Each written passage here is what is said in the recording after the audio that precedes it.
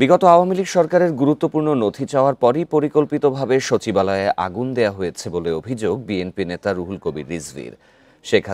সেখানে শেখ হাসিনার মুখ্য সচিবের অর্থ পাচারের নথি ছিল বলেও দাবি তার। সকালে রংপুরের মিঠাপুকুরে আগুন নেভাতে গিয়ে সচিবালয়ের সামনে ট্রাক চাপায় নিহত ফায়ার ফাইটার নয়নের স্বজনদের সঙ্গে দেখা করে এসব কথা বলেন তিনি। জানান, দেশ স্বৈরাচারমুক্ত হলেও তাদের দোসররা রাষ্ট্রের গুরুত্বপূর্ণ দপ্তরে এখনও গা ঢাকা দিয়ে আছে। শেখ হাসিনার অর্থ পাচার ও বিভিন্ন প্রকল্পের অর্থ লোপাটের নথিপত্র ধ্বংস করতেই এই আগুন লাগানো হয়েছে বলেও দাবি তার। আর এসব ষড়যন্ত্রের কারণেই নয়নের মতো ত্যাগী ও নিরীহদের জীবন যাচ্ছে বলেও জানান রুহুল কবির রিজভী।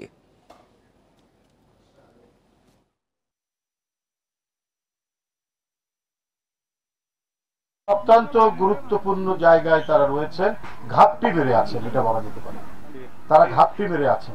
কোথায় কি নাশকতা, কোথায় কি চক্রান্ত করছেন তার কোনো ঠিক নেই। আর এগুলো ঠেকাতে গিয়ে দেশকে একটি শান্তি স্থিতির মধ্যে নিয়ে আসতে গিয়ে জীবন দিচ্ছে নয়নের মতো ছেলেরা।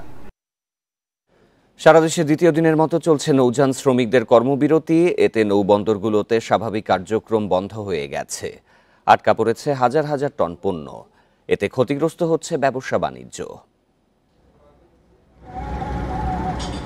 নৌযান শ্রমিক ফেডারেশনের ডাকে সারা দেশে চলছে নৌযান শ্রমিকদের কর্মবিরতি। শনিবার দ্বিতীয় দিনে কর্মসূচির প্রভাব আরও স্পষ্ট হয়ে ওঠে বিভিন্ন নৌবন্দরে। চট্টগ্রাম বন্দরের বহির্নোঙর ও 17টি ঘাটে আটকা পড়েছে 4.5 লাখ টন পণ্য। শ্রমিকরা জানিয়েছেন, চাঁদপুরে নাবিক সহ 7 ক্রু হত্যার সুষ্ঠু বিচার না হওয়া পর্যন্ত কর্মবিরতি চলবে। আমাদের মূল দাবি হলো হত্যাকারীদের গ্রেপ্তার করে আইনের আওতায় আনতে হবে। আমরা চাই এখনই সমাধা হয়ে যাক। আমাদের দাবিগুলো যদি রাষ্ট্র এখন মানে, আমরা এখন থেকে আমাদের শ্রমিকেরা কর্মতে চলে যাবে। আমরাও চাই না যে ওরা বকেয়া বসে থাকুক, কিন্তু ওরা শ্রমিক, আমরাও শ্রমিক। ওরা এখন আমাদেরকে বলতেছে আপনারা যে শ্রমিক, আমরাও শ্রমিক। আমার বাইরে যখন হত্যা হয়েছে ওদের বিচার না হওয়া পর্যন্ত আমরা কষ্ট হলো আমরা ধৈর্য ধরবো, কোনো সমস্যা নেই। খুলনা, মংলা ও নওপাড়া নৌবন্দরে কর্মবিরতির কারণে আটকা পড়েছে শতাধিক জাহাজ। এসব জাহাজে সার, কয়লা, তেল, পাথর সহ নানা পণ্য রয়েছে। যতক্ষণ পর্যন্ত এর সুষ্ঠু সমাধান বিচার না হবে ততক্ষণ কর্মবিরতি চলবে। আমাদের এটা দাবি দেওয়া বা শ্রমিকদের ক্ষতিপূরণ না দেয় সে পর্যন্ত আমাদের কর্মবিরতি চলবে। চাঁদপুরে নৌযান শ্রমিকদের কর্মবিরতির কারণে 2 দিন ধরে পাবনা ও ফরিদপুর অঞ্চল থেকে চাল, ডাল, পেঁয়াজ, আলু, চিনি সহ বিভিন্ন পণ্য আনা যায়নি। এতে জেলায় এসব পণ্যের দাম বাড়ার আশঙ্কা দেখা দিয়েছে। এছাড়া জেলার 15টি ছোট বড় ঘাটে আটকা পড়েছে প্রায় 550 জাহাজ। তেল, আলু, পেঁয়াজ এবং কাঁচামাল, কাঁচা তরকারি এগুলিও আসে, এই 2 দিন ধরে আসে না, এই কারণে দাম বাড়তে পারে। কোনো আমদানি রপ্তানি হচ্ছে না, কোনো আমদানি হইতেছে না, যার কারণে সর্বকিছুর দাম বৃদ্ধি পাইতেছে। লক্ষ্মীপুরে মজু চৌধুরীর হাট, চর আবদুল্লাহ, চর গজারিয়ায় পণ্যবাহী শতাধিক লাইটারের জাহাজ আটকা পড়েছে শ্রমিকদের ধর্মঘটে। Sadequr Rahman Siddiqui, independent news. সারা দেশে দ্বিতীয় দিনের মতো চলছে নৌযান শ্রমিকদের কর্মবিরতি। এ নিয়ে আরও জানাতে চট্টগ্রাম ও সিরাজগঞ্জ থেকে যোগ দিচ্ছেন সহকর্মীরা। শুরুতেই যাব চট্টগ্রামে, সেখানে রয়েছেন সহকর্মী অনুপম শীল। অনুপম, এই দ্বিতীয় দিনের মতো কর্মবিরতিতে অর্থনৈতিক প্রভাব কেমন পড়েছে?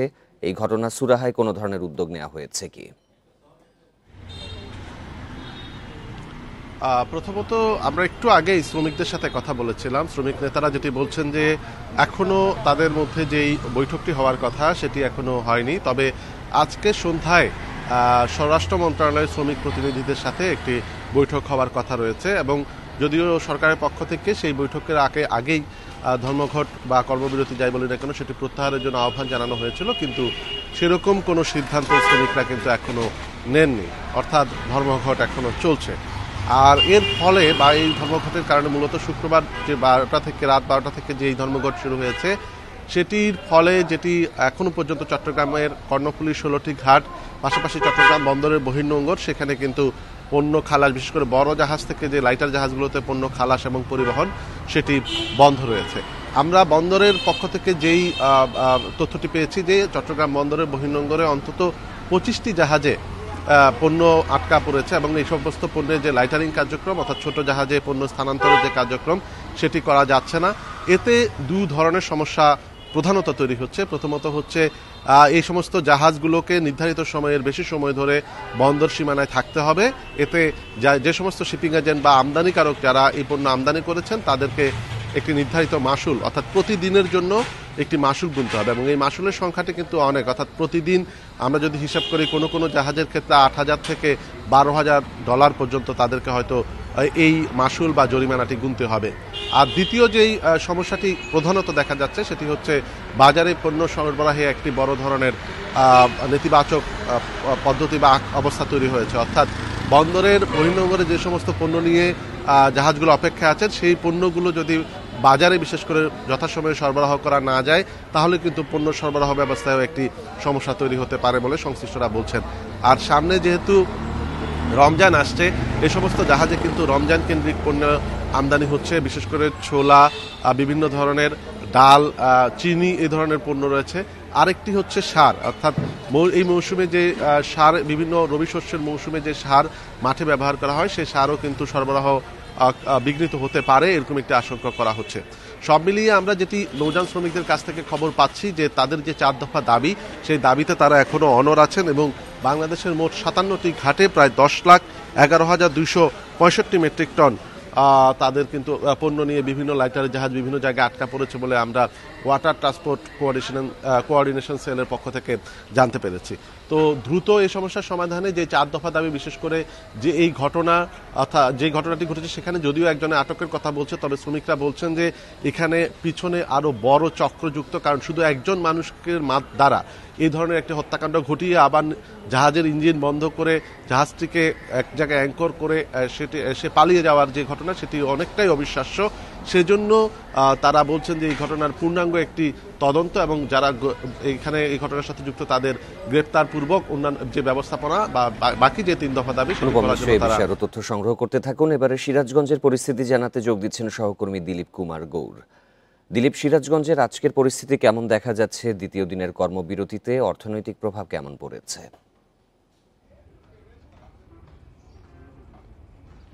আমি এখন দাঁড়িয়ে আছি সিরাজগঞ্জের বাঘাবাড়ি নৌবন্দরে। আমি যদি আপনাদেরকে দেখাই যে বাঘাবাড়ি নৌবন্দরে যে বিভিন্ন পণ্যবাহী যে জাহাজগুলো রয়েছে সেই জাহাজগুলি কিন্তু বন্দরে থেমে রয়েছে, এবং কালকে থেকে কিন্তু এই বন্দরে কোনো জাহাজ থেকে কোনো পণ্য নামানো হয়নি এবং এখান থেকে কোনো পণ্য সরবরাহ করা হয়নি।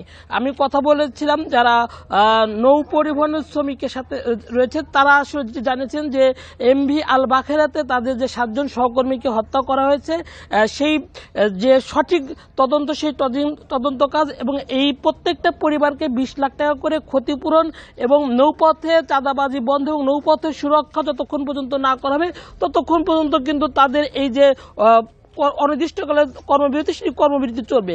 আমি কিছুক্ষণ আগে কথা বলেছি বাংলাদেশ নৌযান ফেডারেশনের শ্রমিক ফেডারেশনের সিরাজগঞ্জে যিনি আছেন কেন্দ্র কমিটির সহসভাপতি আব্দুল ওহাব মাস্টার, তিনি জানিয়েছেন যে আজকে তাদের একটি বৈঠক হওয়ার কথা আছে স্বরাষ্ট্রমন্ত্রীর সাথে। সেই বৈঠকের পর আসলে তাদের সিদ্ধান্ত যাবে যে এই ধর্মঘট প্রত্যাহার হবে কি হবে না।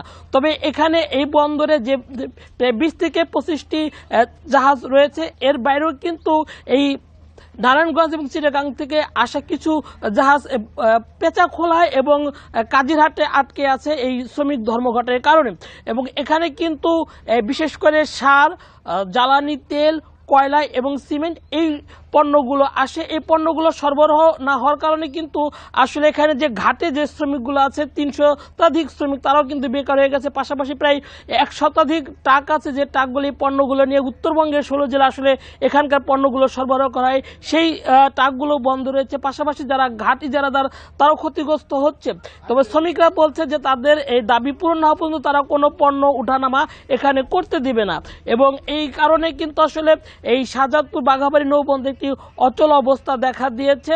এবং এখানে আমরা কথা বলেছিলাম যে তেল কোম্পানি রয়েছে পদ্মা, মেঘনা, যমুনা, সরকারি যে প্রতিষ্ঠানগুলো, তারা বলেছে যে শুক্রবার এবং শনিবার আসলে ডিপো থেকে তেল সরবরাহ বন্ধ থাকে উত্তরবঙ্গে, রবিবার থেকে তেল সরবরাহ শুরু হবে এবং তাদের যে 3টি ডিপোতে তেল মজুত রয়েছে সেটি পর্যাপ্ত রয়েছে। যদি এই ধর্মঘট আরও বেশি দিন চলে তখন কিন্তু আসলে এখানে তেলের সংকট দেখা দিয়ে, পাশাপাশি সার উত্তোলন না করা হলেও কিন্তু আমরা দেখেছি বাফার গুদামে সার রয়েছে এবং সেখান থেকে সার উত্তরবঙ্গের বিভিন্ন জেলায় যাচ্ছে, রবি শস্যের যে সারগুলো প্রয়োজন সেই সারগুলো যাচ্ছে। যদি এরকম আরও কয়েকদিন চলতে থাকে সেক্ষেত্রে উত্তরবঙ্গের তেল এবং সারের সংকট দেখা দিতে পারে। তবে সব মিলে এখন পর্যন্ত বন্দরে যদিও কর্মবিরতি চলছে, কিন্তু এর যে প্রভাব উত্তর অঞ্চলে পড়া, সেই উত্তর অঞ্চলে কিন্তু এর প্রভাব এখনো পড়েনি। নৌ শ্রমিকদের কর্মবিরতির বিষয়ে চট্টগ্রাম ও সিরাজগঞ্জ থেকে জানাচ্ছিলেন সহকর্মীরা। দেশের ব্যাংক খাতে দুর্দশার জন্য পরিচালক কর্মকর্তাদের পাশাপাশি বাংলাদেশ ব্যাংকও সমানভাবে দায়ী বলে মন্তব্য করেছেন এফবিসিসিআইয়ের সাবেক সভাপতি আব্দুল আউয়াল মিন্টু। দুপুরে চট্টগ্রামের আগ্রাবাদে ন্যাশনাল ব্যাংকের রিজিওনাল বিজনেস কনফারেন্সে তিনি এই মন্তব্য করেন। অভিযোগ করেন অতীতে বাংলাদেশ ব্যাংক যথাযথ দায়িত্ব পালন করেনি, যার ফলে এখন ব্যাংকগুলোর বেহাল অবস্থা। তারল্য সংকটে হিমশিম খাচ্ছে অনেক ব্যাংক। এ সময় এলসি খোলার হার বাড়ানোর পাশাপাশি ব্যাংকের আয় বাড়ানোর নানা পরামর্শ দেন তিনি। অনুষ্ঠানে অংশ নেন ন্যাশনাল ব্যাংক পরিচালনা পরিষদের সদস্য সহ চট্টগ্রামের বিভিন্ন শাখার ঊর্ধ্বতন কর্মকর্তারা।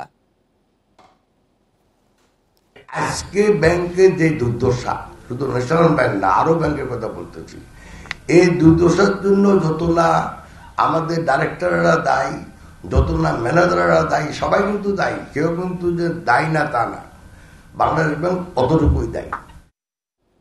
মাওয়া এক্সপ্রেসওয়ে টোল প্লাজায় বাসের ধাক্কায় নিহত বেড়ে দাঁড়িয়েছে 6 জনে। তবে এখনও এই ঘটনায় হয়নি কোনো মামলা। পলাতক বাস চালককেও আটক করতে পারেনি পুলিশ। এদিকে একই পরিবারের নিহত 4 জনের বাড়িতে শুধুই শোক আর আহাজারি। শুক্রবার কেরানীগঞ্জের ধলেশ্বরী টোল প্লাজায় থেমে থাকা প্রাইভেট কারটিতে এভাবে ধাক্কা দেয় বাস। এতেই মর্মান্তিক মৃত্যু হয় আমিনা আক্তার, তার 2 মেয়ে ইমি, রিহা ও নাতি আইয়াজের। এমন মৃত্যু মেনে নিতে পারছেন না স্বজন স্থানীয়রা। চাইছেন বাসের চালক ও মালিকের দৃষ্টান্তমূলক শাস্তি। সূক্ষ্ম বিচার চাই, যাতে নিয়ে আমাদের মতো আরো কোনো পরিবারের এরকম না হয়। একজন লোকের শাস্তি দিলে, এক ড্রাইভারে, আরো বাকিগুলা সতর্ক হয়ে যাব। এটা একটু খুঁটিতে দেখা হোক, কেন এই রোডে প্রতিনিয়ত অ্যাক্সিডেন্ট হচ্ছে আর কি কারণে হচ্ছে।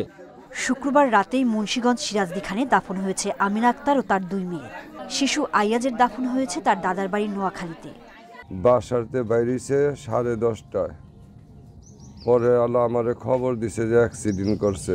ননদের এক বড় মেয়ে, ছোট মেয়ে আর নাতি, এই 4 জন মারা গেছে। এরকম একটা নজরবন্দি কাজ হয়েছে যে মনে করেন যে একটা পরিবারে 4টা লোক মারা যান, এর আর কিছু রাখে নাই, থাকে না। বেপরোয়া গতির কারণেই এক্সপ্রেসওয়ে টোল প্লাজায় ওই প্রাইভেট কার, একটি মাইক্রোবাস ও মোটরসাইকেলকে ধাক্কা দেয় বাস। এতে মুহূর্তে দুমড়ে মুচড়ে যায় প্রাইভেট কারটি। Independent news. হবিগঞ্জের বানিয়াচংয়ে 2 সিএনজি অটোরিকশার সংঘর্ষে 1 জন নিহত হয়েছেন। এ ঘটনায় আহত হয়েছেন আরও 2 জন। দুপুর 1টার দিকে বানিয়াচং থেকে হবিগঞ্জগামী একটি সিএনজি অটোরিকশার সাথে বিপরীত দিক থেকে আসা সিএনজি অটোরিকশার সংঘর্ষে 3 জন আহত হন। আহতদের হাসপাতালে নেওয়া হলে মারা যান 1 জন। এদিকে দিনাজপুরের পার্বতীপুরে বালু বোঝাই ট্রাক্টরের চাপায় মোটরসাইকেল চালক নিহত হয়েছেন। গাজীপুরের তারগাছ এলাকায় গাড়ি চাপায় মোটরসাইকেল আরোহী 1 শিক্ষার্থী নিহত হয়েছে।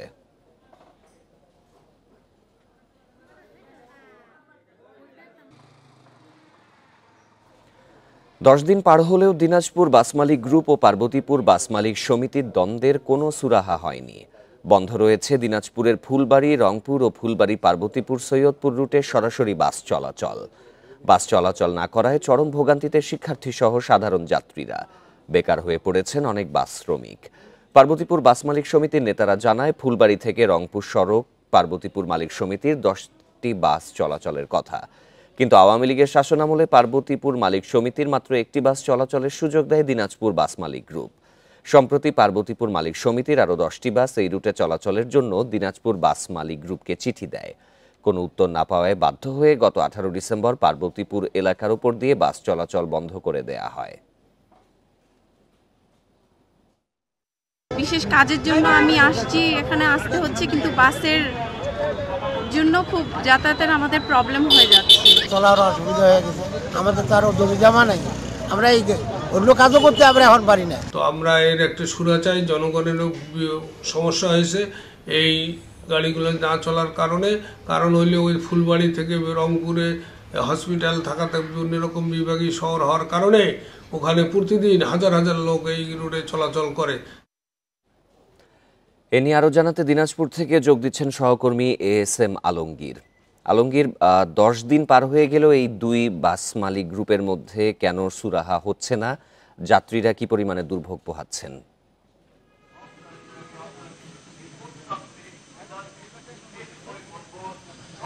আসলে দিনাজপুরের এই যে আমি এখন দাঁড়িয়ে আছি ফুলবাড়িতে, এই ফুলবাড়ি থেকে রংপুরের যে সরাসরি যে বাস চলাচল ছিল সেই এই বাস চলাচলকে কেন্দ্র করেই কিন্তু আসলে মূল বিরোধতা।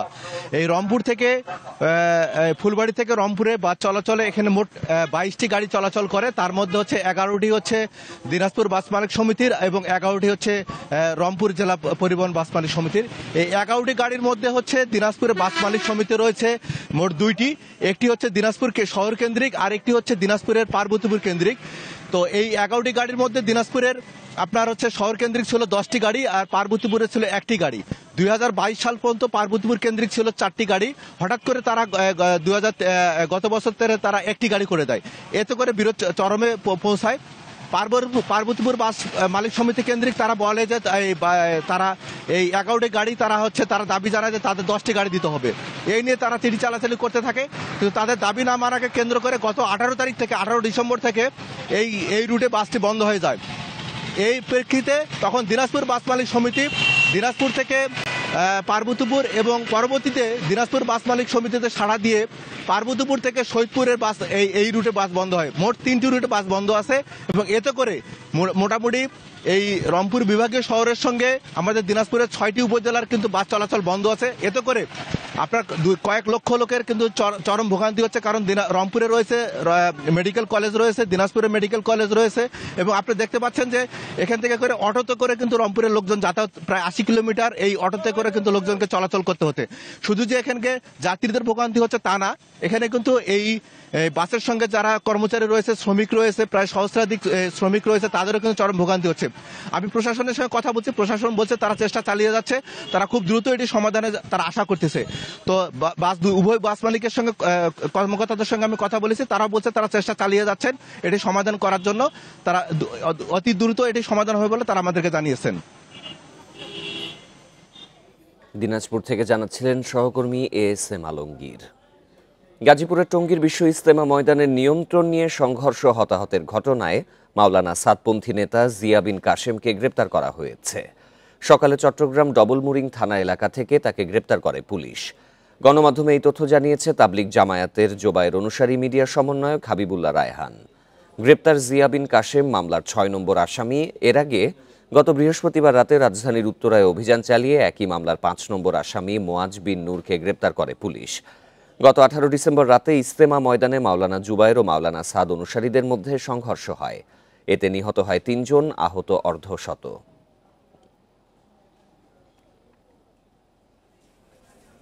সুনামগঞ্জের ছাতকে নৌপথে টোল আদায়ের নামে চলছে চাঁদাবাজি। প্রতিদিনই 2টি জায়গায় BIWTএর নামে 20 থেকে 30 লাখ টাকা হাতিয়ে নিচ্ছে সংঘবদ্ধ চক্র। ভুক্তভোগীদের অভিযোগ, উচ্চ আদালতের নির্দেশনা না মেনে একটি মহলকে অবৈধ সুবিধা দেওয়ার অভিযোগ রয়েছে BIWTএর বিরুদ্ধে। চাঁদা না দিলে মারধরেরও শিকার হতে হচ্ছে নৌযান শ্রমিকদের। নৌযান থামিয়ে এভাবে সুনামগঞ্জের ছাতকে চাঁদা আদায় করছে সংঘবদ্ধ একটি চক্র। নির্দিষ্ট ঘাটে পণ্য ওঠানামায় টোল আদায়ের কথা থাকলেও অবৈধভাবে চলন্ত অবস্থায় চাঁদা নিচ্ছে চক্রটি। আর এর পেছনে BIWT এর কিছু অসাধু কর্মকর্তার যোগসাজশ রয়েছে বলে দাবি স্থানীয়দের। এরা তো চাঁদা বেশি করে নিতে আছে আর কি, আমরা কিছু করতে পারি না। আমরা কিছু বলতে গেলে আমাদের গায়ে হাত তুলে মারধর করে।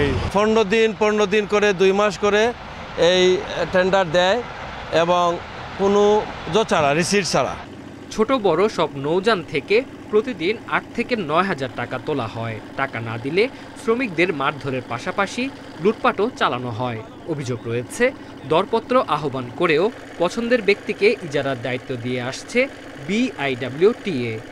এরা টুকেন মুকেন কোনো কিছু নাই, এরা বলে ওই যে চান্দা দিতে হইব, চান্দাই বলে। আমরা বলে যে এগুলা BIW ট্যাক্স দিতে হবে, BIW ট্যাক্স দিতে হবে 9,000 টাকা। এই বিষয়ে কথা বলতে রাজি হননি বিআইডব্লিউটি এর কেউ। তবে টাকা আদায়ের বিষয়টি জানে ঊর্ধ্বতন কর্তৃপক্ষ। আপনি স্পট কোটেশন কিভাবে দেন দুইবার? কোন জায়গায়? দুইবার না, আমরা তো 4 বার দিচ্ছি। কেন এটা তো কিভাবে দিচ্ছেন? না, এটা আমার হেড অফিসের থেকে এটা বলতে হবে। এটা যদি তুমি আমারে বলো যে এটা কিভাবে দেন, আমি বলতে পারবো না, কেন তারা এটা হেড অফিসের থেকে ছাড়া তো আমি দিতে পারবো না। গেল 21 অক্টোবর এক ব্যবসায়ীর দায়ের করা রিটের পর ইজারা বন্ধের নির্দেশ দেন হাইকোর্ট। Independent news. গোপালগঞ্জে আদালত অবমাননার দায়ে 250 শয্যা বিশিষ্ট জেনারেল হাসপাতালের আবাসিক মেডিকেল অফিসার ডাক্তার ফারুক আহমেদকে গ্রেপ্তার করেছে পুলিশ। শুক্রবার রাতে সদর হাসপাতালের আবাসিক এলাকা থেকে তাকে গ্রেপ্তার করা হয়।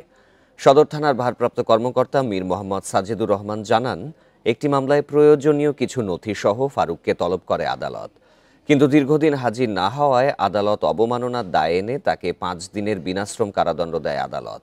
পরে গ্রেপ্তারি পরোয়ানা জারি হলে তাকে গ্রেপ্তার করে আদালতে পাঠায় পুলিশ।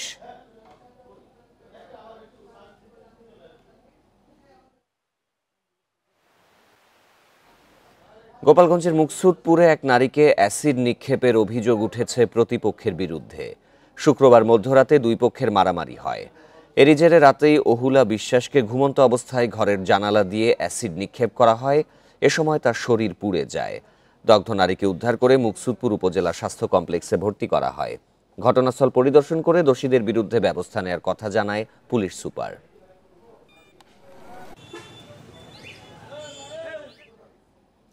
চট্টগ্রামের চন্দনা এসে পারিবারিক কলহের জেরে অকটেন ছিটিয়ে আগুনে দগ্ধ গৃহবধূ নাজমা আক্তার মারা গেছেন। দুপুরে চট্টগ্রাম মেডিকেল কলেজ হাসপাতালে চিকিৎসাধীন অবস্থায় মৃত্যু হয় তার। এ ঘটনায় স্বামী আব্দুল জব্বারকে গ্রেপ্তার করেছে পুলিশ। শুক্রবার রাত 8টার দিকে আব্দুল জব্বারের সঙ্গে স্ত্রী নাজমা আক্তারের ঝগড়া লাগে। এক পর্যায়ে স্বামী আব্দুল জব্বার স্ত্রীর শরীরে অকটেন ছিটিয়ে আগুন দেয়। পরে স্থানীয়রা আগুন নিভিয়ে নাজমাকে উদ্ধার করে হাসপাতালে ভর্তি করেন।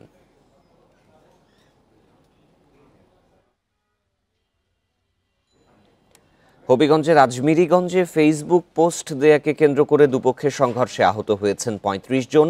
পুলিশ জানায়, আজমিরিগঞ্জ উপজেলার পশ্চিমবাগ গ্রামের ধনমিয়া তার ফেসবুক পেজে অলি মিয়ার বিরুদ্ধে মানহানিকর পোস্ট দেন। শুক্রবার সন্ধ্যার দিকে এই দুজনের বাকবিতণ্ডা হয়। এরই জেরে সকালে দুপক্ষের সংঘর্ষ হয়। আহত হন 35 জন।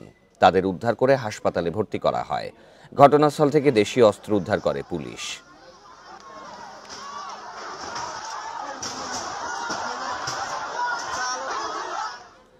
লোকসানের অজুহাতে বন্ধ করে দেয়া দিনাজপুরের সেতাবগঞ্জ চিনিকলে আখ মারাই শুরু হয়েছে। চিনিকলটি চালুর জন্য জনবল নিয়োগ দিয়েছে কর্তৃপক্ষ। এদিকে ঘুরে দাঁড়িয়েছে জয়পুরহাট চিনিকল। গত বছরের চেয়ে লোকসান কমেছে 16 কোটি টাকা। চলতি মৌসুমে লক্ষ্যমাত্রা ছাড়িয়ে যাওয়ার আশা করছে কর্তৃপক্ষ। 2020 সালে বন্ধ হয়ে যায় উত্তরবঙ্গের দ্বিতীয় বৃহত্তম দিনাজপুরের সেতাবগঞ্জ চিনিকল। বেকার হয়ে পড়েন হাজার হাজার শ্রমিক কর্মচারী। বন্ধ হয়ে যায় জেলার সবচেয়ে বড় কর্মসংস্থানের পথ। সরকার পরিবর্তনের পরেই বন্ধ চিনিকলগুলো চালুর উদ্যোগ নেওয়া হয়। গত 15 ডিসেম্বর সেতাবগঞ্জ চিনিকলে আখমারাই শুরু হয়। চিনিকলটি লাভজনকভাবে পরিচালনার আশা করছে কর্তৃপক্ষ। ধাপে ধাপে আমরা উৎপাদনের দিকে যাব। প্রাথমিক এই 24-25 রোপণ মৌসুমে আখ রোপণের কার্যক্রম আমরা শুরু করেছি। যেহেতু এটা একটা দীর্ঘমেয়াদী প্রক্রিয়া এবং কারখানা 4 বছর যাবৎ বন্ধ থাকার কারণে তাৎক্ষণিকভাবে সেটা আমরা উৎপাদনে যেতে পারবো না। চলতি বছর 20 ডিসেম্বর থেকে জয়পুরহাটে আখমারাই শুরু হয়েছে। গত এক বছরের লোকসান ছিল প্রায় 70 কোটি টাকা। এবার লোকসানের পরিমাণ কমেছে 16 কোটি টাকা। আখের মূল্যটা ভালো পাচ্ছি, যার বিধায় আমরা আবার আখ শুরু করেছি। ইনশাআল্লাহ আমি প্রতি বছরই না কম বেশি এবছর আমি 2 একর লাগাবো। গত বছর দাম পাচ্ছি এবং টাকা পয়সা নেন ক্লিয়ার, এজন্য 1 একর কুশার এই বছর আবার লাগাইছি। রংপুরে বন্ধ হয়ে যাওয়া শ্যামপুর এবং গাইবান্ধার মহিমাগঞ্জ চিনিকলের আখ নিয়ে চলবে দেশের বৃহত্তম জয়পুরহাট চিনিকল। অন্যান্য যে কোনো ফসলের তুলনায় আখ আবাদ করে বেশি লাভবান হবে এবং এই উত্তরবঙ্গ ভারশীল প্রতিষ্ঠানটি বর্তমানে যে 1 মাস 1.5 মাস চলতেছে, এটা ইনশাআল্লাহ আগামীতে 3 মাস 3.5 মাস চলতে পারবে। চলতি মৌসুমে জয়পুরহাট চিনিকলে উৎপাদনের লক্ষ্যমাত্রা ধরা হয়েছে 3000 মেট্রিক টনের বেশি। সোহেলি জাহান, ইন্ডিপেন্ডেন্ট নিউজ। গত 5 দিন ধরে পঞ্চগড়ে তাপমাত্রা থাকছে 10 ডিগ্রি সেলসিয়াসের নিচে। বইছে মৃদু শৈত্যপ্রবাহ। সকাল 9টায় সর্বনিম্ন তাপমাত্রা রেকর্ড করা হয়েছে 9.3 ডিগ্রি সেলসিয়াস। আবহাওয়া অফিস জানিয়েছে, ভোরে কুয়াশা পড়লেও বেলা বাড়ার সঙ্গে সঙ্গে মিলছে সূর্যের দেখা। তবে সন্ধ্যার পর থেকে আবারও সেই তীব্র ঠান্ডা। এতে বিপাকে পড়েছেন বোরো চাষি ও শ্রমজীবীরা। তাপমাত্রা কমে শীতের তীব্রতা বাড়তে শুরু করেছে চুয়াডাঙ্গাতেও। একই পরিস্থিতি মেহেরপুরে। এদিকে নাটোরে বেড়েছে শীতজনিত রোগের প্রকোপ। হাড় কাঁপানো শীত পড়ছে, মানুষ এখন এই যারা দরিদ্র মানুষ তাদের সমস্যা। আমরা যারা রাস্তাঘাটে বেড়াচ্ছি, যাদের আছে তাদের সমস্যা নেই, কিন্তু যাদের নেই তারা কষ্টের মধ্যে আছে। গত কয়েক বছরের তুলনায় এবারের শীতটা একটু বেশি। সকালবেলা প্রতিদিন আমার উঠে কাঁচামাল কিনতে যেতে হয়, এই শীতের মধ্যে খুব কষ্ট হয়। এক যুগের বেশি সময় পর বাংলাদেশ থেকে আবারও শুরু হলো জাহাজ রপ্তানি। নতুন জাহাজ রপ্তানির ঘোষণা দিয়েছে ওয়েস্টার্ন মেরিন শিপইয়ার্ড। দুপুরে পতেঙ্গা বোট ক্লাবে আয়োজিত এক সংবাদ সম্মেলনে আগামী মাসে একটি ল্যান্ডিং ক্রাফট আরব আমিরাতে রপ্তানির কথা জানিয়েছে তারা। ওয়েস্টার্ন মেরিন শিপইয়ার্ডের ব্যবস্থাপনা পরিচালক ক্যাপ্টেন সোহেল হাসান জানান, ল্যান্ডিং ক্রাফট রপ্তানির পর আরও 2টি টাগবোট এপ্রিলের মধ্যে ক্রেতার কাছে হস্তান্তর করা হবে। এছাড়া রপ্তানির জন্য নির্মাণাধীন রয়েছে আরও 5টি জাহাজ। বিদেশে রপ্তানির পাশাপাশি দেশীয় ক্রেতাদের জন্য জাহাজ তৈরি করছে ওয়েস্টার্ন মেরিন শিপইয়ার্ড। ভরা মৌসুমে পেঁয়াজ আমদানি না করার দাবিতে মানববন্ধন হয়েছে মেহেরপুরে। সকাল 10টার দিকে গাংনী উপজেলার রাজাপুর এলাকায় কর্মসূচি পালন করেন কৃষকরা। এ সময় তারা বলেন, চলতি মৌসুমে দ্বিগুণ দামে বীজ কিনে পেঁয়াজ চাষ করে কৃষকরা। 1 বিঘা পেঁয়াজ চাষে 80 থেকে 90 হাজার টাকা খরচ হয়েছে তাদের। এখন ভরা মৌসুমে আমদানি করা হলে লোকসানে পড়বেন তারা। এই মুহূর্তে পেঁয়াজ আমদানি না করার দাবি তাদের।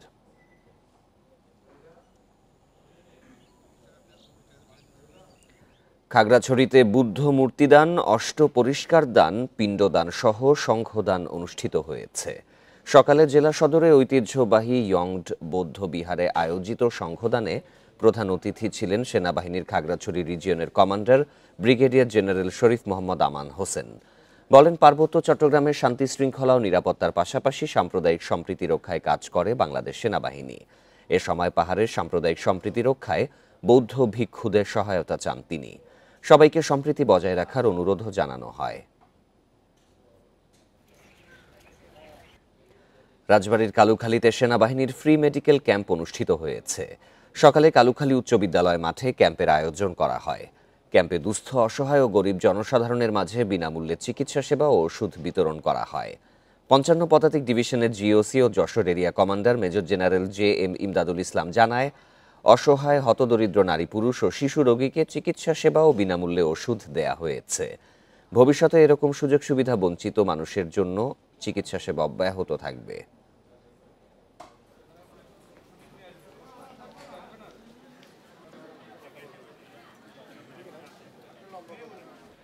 বড়দিন সহ বছর শেষে ছুটিতে পর্যটকদের ঢল নেমেছে মৌলভীবাজারের বিভিন্ন পর্যটন কেন্দ্রে। লাউয়াছড়া জাতীয় উদ্যান, মাধবকুণ্ড জলপ্রপাত সহ প্রাকৃতিক সৌন্দর্যে পূর্ণ অর্ধশতাধিক স্থানে ভিড় করছেন পর্যটকরা। খালি নেই হোটেল ও রিসোর্টগুলো। পর্যটকদের নিরাপত্তা নিশ্চিতে ব্যস্ত ট্যুরিস্ট পুলিশও। হাওর, বাওর, ঝর্ণা, চা বাগানে ঘেরা মৌলভীবাজার। প্রকৃতির অপার সৌন্দর্য উপভোগে শীত মৌসুমে দেশ বিদেশের হাজারো পর্যটক ভিড় করেন সেখানে। শুভ বড়দিন সহ বছর শেষের কয়েকদিনের ছুটিতে পর্যটকদের পদচারণায় মুখর পর্যটন কেন্দ্রগুলো। নগর জীবনের ব্যস্ততা ভুলে প্রকৃতির ছোঁয়া পেতে মাধবকুণ্ড ঝর্ণা, লাউয়াছড়া জাতীয় উদ্যান, হাকালুকি হাওর, চা বাগান সহ অর্ধশতাধিক দর্শনীয় স্থানে পর্যটকদের ঢল। এই প্রকৃতিটা অ্যাকচুয়ালি আমাদের শহরে তো অত উপভোগ করা যায় না, এখানে উপভোগ করা আছে। এই জিনিসটা অ্যাকচুয়ালি অনেক এনজয়মেন্ট হচ্ছে। 3-4 দিনের ছুটি পাওয়া গেছে, এই কারণে একটু ফ্যামিলি নিয়ে বেড়াতে আসছি। আমরা এখন মাধবপুর লেক হয়ে তারপরে লাউয়াছড়া জাতীয় উদ্যানে এসেছি। তারপর আমাদের আবার প্ল্যান আছে যে আমরা টি এস্টেট গুলো একটু ঘুরে দেখব। গণপরিবহন ও নিজস্ব যানবাহনে দর্শনার্থীরা ঘুরে বেড়াচ্ছেন বিভিন্ন বিনোদন কেন্দ্রে। খালি নেই কোনো হোটেল ও রিসোর্ট। ক্রিসমাসের যে ছুটি, এই ছুটি হিসাবে আলহামদুলিল্লাহ এনাফ আমরা পাচ্ছি, টুরিস্ট পাচ্ছি। আমাদের দেশীয় টুরিস্ট আছে, কিছু বাইরেরও আছে। পর্যটকদের নিরাপত্তা নিশ্চিতে প্রতিটি বিনোদন কেন্দ্রে টুরিস্ট পুলিশের পাশাপাশি মোতায়েন রয়েছে সাদা পোশাকের পুলিশ। আমরা যখনই কোনো নিউজ পাই, সেটা 999 হোক, কোনো পর্যটকের মাধ্যমে হোক, আমাদের টিম সর্বদা তৎপরতা আছে এবং আমরা সঙ্গে সঙ্গে আমরা উদ্ধার কাজ বা যে কোনো আইন শৃঙ্খলা বিঘ্নকারী পরিস্থিতি হলে আমরা সামর্থ্য চেষ্টা করি। Independent news. সুস্থ দেহে সুন্দর মন, এই প্রতিপাদ্যে নেত্রকোনায় শুরু হয়েছে AR খান পাঠান স্মৃতি উন্মুক্ত ব্যাডমিন্টন টুর্নামেন্ট। শুক্রবার রাতে শহরের পুরাতন কালেক্টরেট মাঠে খেলার উদ্বোধন করেন জেলা প্রশাসক বনানী বিশ্বাস। আয়োজকরা জানান, খেলায় মোট ৭৮টি দল অংশ নিচ্ছে। এর মধ্যে এককে 20টি ও 45 ঊর্ধ্ব 16টি টিম রয়েছে। উদ্বোধনীতে NDC দল ও লাভ ব্রাদার্স অংশ নেয়। পরে আরও 6টি দল অংশগ্রহণ করে প্রতিযোগিতায়।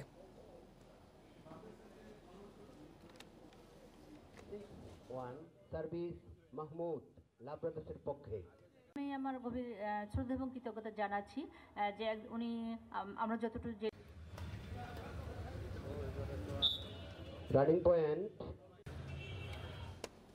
এই ছিল আজকে সমগ্র বাংলাদেশে। আরও বিস্তারিত জানতে চোখ রাখুন ফেসবুক, ইউটিউব এবং এক্সে। ধন্যবাদ সবাইকে।